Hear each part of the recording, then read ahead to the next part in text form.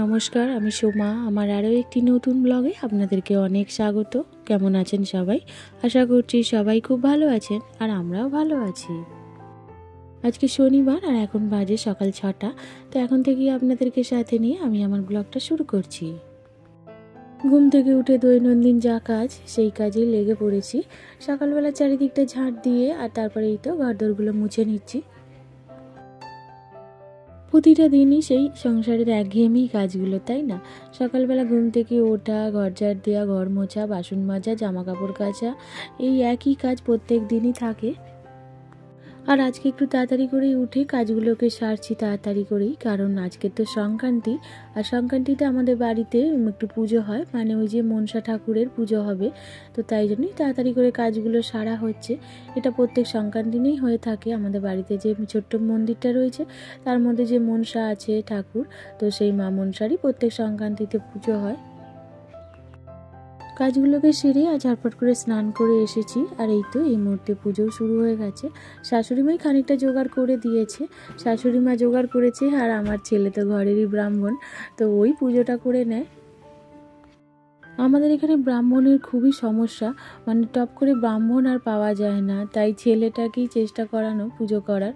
ওই টুকটাক করে ছোট ছোট পুজোগুলো, তবে কোনো বড় পুজো হলে তখন তো ব্রাহ্মণ ডাকতেই হয়, তখন তো আর সেগুলো সে পারে না।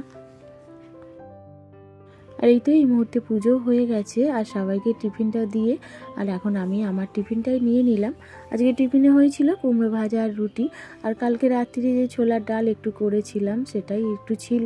তো এইসব দিয়ে আজকে টিফিনটা খাওয়া হলো। কাল তো সারাদিন নীলের উপোস ছিল, তো সেইভাবে তো রুটি পরোটা কিছু খাই না, ওই সাবু ফল খেয়েই ছিলাম। আর সকাল সকাল এই যে কাজগুলো সেরে টিফিনটা নিয়েই বসে পড়লাম।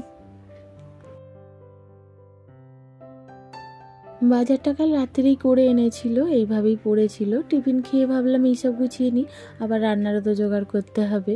ওই যে বলি না যে একটা খাওয়া হতে না হতেই আবার আর একটা খাবার তোড়জোড় শুরু হয়ে যায়। আজকেও তেমনই, মানে আজকে কেন প্রত্যেক দিনই তাই করতে হয়। টিফিন খাওয়া যেই শেষ হলো আবার দুপুরে রান্নার জন্য তোড়জোড় শুরু করে দিতে হয়। কদিন ধরে ননদ এসেছিল, তো আপনারাও নিশ্চয়ই দেখেছেন আমার ভিডিওতে।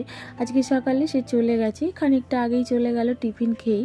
অনেক করেই থাকতে বলেছিলাম কিন্তু সে আর থাকলো না।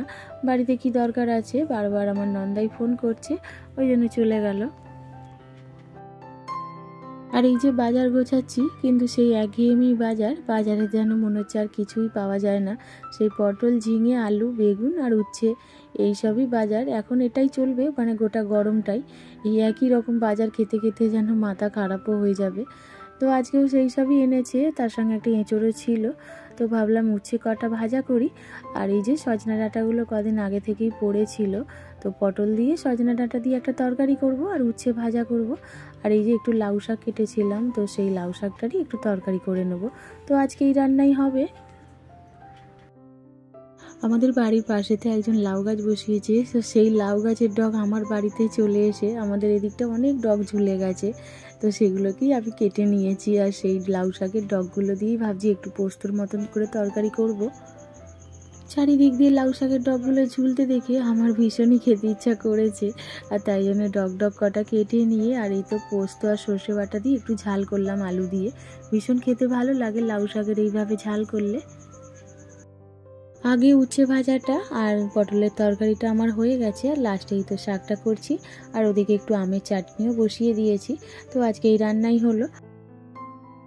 রান্নাটা সেরে তারপরে প্রতিদিনের মতন যা যা করতে হয়, মানে রান্নার পরে রান্নার জায়গা পরিষ্কার, খাওয়া দাওয়া, সেই সব কাজ আজকে সেরে নিয়ে আর এই তো এখন কিন্তু বিকালেরই সময়, একটু রেস্ট নিচ্ছিলাম। আর উঠে আর এই যে এগুলো সব একটু গুছিয়ে নিচ্ছি।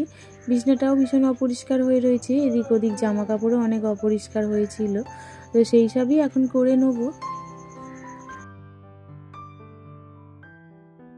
খুবই সাধারণ ঘরের আমি একজন, আর আমার কাজবাজগুলো খুবই সাধারণ। আমার ভিডিওগুলি আপনাদের কেমন লাগছে অবশ্যই একটা কমেন্ট করে জানাবেন। আর আমার ভিডিও যদি কোনো কিছু ভালো লেগে থাকে তাহলে প্লিজ একটা লাইক করে দেবেন। আর আমার চ্যানেলে যদি আপনারা নতুন হয়ে থাকেন তো আপনারা চাইলেও আমার চ্যানেলটিকে সাবস্ক্রাইব করে আমার এই ছোট্ট পরিবারের একটু পাশেও থাকতে পারেন। আর যারা যারা আমার চ্যানেলটিকে সাবস্ক্রাইব করে ফেলেছেন তাদেরকে অসংখ্য ধন্যবাদ। এই কাজগুলোকে সেরে একটু মার্কেটেও আজকে যাবার আছে, কারণ কি কাল তো পয়লা বৈশাখ, আর ছেলে মেয়েদের জন্য কিছুই এবারে কেনা হয়নি। একটু অসুবিধাই ছিল, তাই জন্য আর আগে কিছুই কেনা হয়নি। অন্য বছর তবু কেনা হয়, আর এই বছর একটু অসুবিধে থাকার জন্য এখনো পর্যন্ত কিছুই কেনা হয়নি। তো কালকে যেহেতু পয়লা বৈশাখ তো এসেই গেছে, আর কবেই বা কেনা হবে। তো আমি বললাম যে কিছু তো একটা কিনতেই হবে, অন্তত একটা করে প্যান্ট আর একটা করে গেঞ্জি মতন কিনে দিলেও তো হয়। পয়লা বৈশাখ আসলে সব বাচ্চারাই তো পরে, বড়দের নাই বা হলো, কিন্তু বাচ্চাদের একটা দুটো জামা না হলেও একটা কেমন খারাপ দেখতে লাগে, তাই না? তাই ঝটপট করে রেডি হয়ে নিলাম, আর এই তো এবার বেরিয়েও পড়বো। আমাদের মতন সাধারণ ঘরের মানুষদের সব উৎসবেই কিন্তু আনন্দ করতে ইচ্ছা করে, কিন্তু সেটা তো আর সবসময় সম্ভব হয়ে ওঠে না। সবসময় হয়তো কোনো না কোনো অসুবিধা থেকেই থাকে। তো যাই হোক, সংসার মাত্রই তো অসুবিধাই থেকে থাকে, তাই না? তবে সবসময় সব অসুবিধাকেই সুবিধা করে নিয়ে আমাদের সংসার জীবন চালিয়ে যেতেই হয়। তবে এইসব সমস্যাগুলোকে আমি কোনোদিনই সেইভাবে গুরুত্ব দিই না। আমি চেষ্টা করি যে সমস্যাগুলো কিভাবে সমাধান হবে। তো শেষ পর্যন্ত কিছু না কিছু সমাধান হয়েই যায়। তো আগের দিন হয়েছে তো কি হয়েছে, কাল তো জামা কাপড় পরবে, আজকে কিনলেই তো কোনো ক্ষতি নেই। আর এই তো এই মুহূর্তে কিনে কেটে নিয়ে চলেও এসেছি। খুব সামান্যই জিনিস কিনে এনেছি, অনেক কিছু কেনা হয়নি। ওই যে বললাম, শুধু বাচ্চাদের জন্যই কিনে এনেছি। ছেলেটার এই যে একটা গেঞ্জি আর একটা বাড়িতে পরা হাফ প্যান্ট, আর মেয়েটারও বাড়িতে পরা দিয়েইতে থ্রি কোয়ার্টার একটা প্যান্ট ছিল, আর একটা হাফ প্যান্ট ছিল, আর একটা টপ ছিল। এই সবই কেনা হয়েছে, আর কিছু তেমন কিনিনি।